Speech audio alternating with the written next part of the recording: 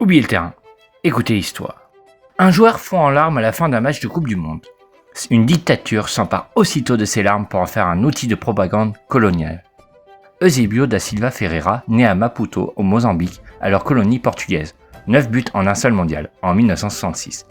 Il porte le Portugal pour la première fois de son histoire en demi-finale de Coupe du Monde, après avoir sorti le Brésil de Pelé et renversé la Corée du Nord qui menait 3-0. 26 juillet 1966, Wembley, demi-finale face à l'Angleterre, pays organisateur. Malgré un but d'Eusébio sur penalty, le Portugal s'incline 2-1. Au coup de sifflet final, Eusébio fond en larmes devant les caméras du monde entier. Ce match restera à jamais au Portugal sous le nom de « le match des larmes ». Ces larmes ne resteront pas privées longtemps. La dictature de Salazar, alors en guerre pour conserver ses colonies africaines, s'empare immédiatement de l'image d'Eusébio en pleurs. Un joueur mozambicain qui pleure sur le maillot portugais, le symbole parfait de l'unité coloniale. La propagande du régime l'exploite abondamment.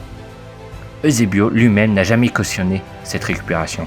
Il restera jusqu'à sa mort en 2014, le symbole d'un football qui transcende les frontières et les régimes. À la mort de la Panthère Noire, le Portugal décrétera 3 jours de deuil national. Ces larmes de 1966 lui appartenaient. Elles lui ont jamais été rendues. L'histoire est racontée. Place au terrain.